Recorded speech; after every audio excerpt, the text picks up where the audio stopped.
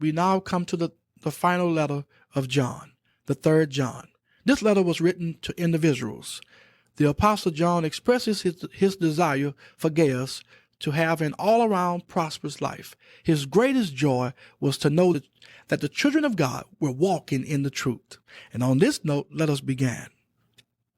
The elder unto the well-beloved Gaius, whom I love in the truth. Beloved, I wish above all things that thou mayest prosper and be in health, even as thy soul prospereth. Now, John's third letter is addressed to Brother Gaius. John's desire for Gaius is God's desire for all of his children, and that is for us to prosper spiritually, financially, and physically. Gaius was prospering spiritually, but lacked in finances and apparently didn't have the best of health. All right, let's look at verses 3 and 4.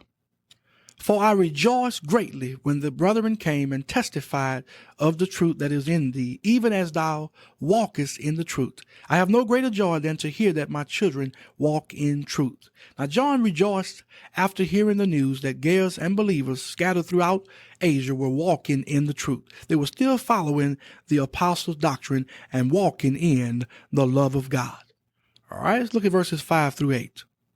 Beloved, thou doest faithfully whatsoever thou doest to the brethren and to strangers, which have borne witness of thy charity before the church, whom if thou bring forward on their journey after a godly sort, thou shalt do well, because that for his name's sake they went forth, taking nothing of the Gentiles. We therefore ought to receive such, that we might be fellow helpers to the truth. Now John praises Gaius for his help and support of the missionaries of the faith. He encourages him to continue the good work. These missionaries gave up their jobs, home, and comfort to bring the word of God throughout the world. John says to Gaius, by helping them, we ourselves are fellow workers in the truth. I like the way another translation reads verse 8. It says, we are bound to support such men to prove ourselves, or we become allies of the truth. The church needs those who will go out throughout the world with the truth, but it also needs those who will be allies of the truth at home.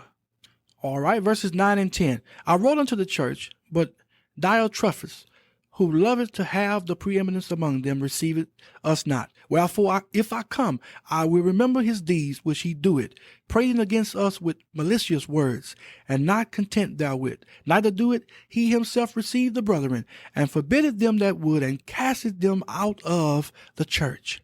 Now, Diotrephes was a leader who was all about himself. It was his way or the highway. He refused to obey John, and anybody in the assembly where he was located at who attempted to receive the missionaries, he would throw them out of the assembly. My God. All right, let's look at verses 11 through 14. Beloved, follow not that which is evil, but that which is good. He that doeth good is of God, but he that doeth evil had not seen God.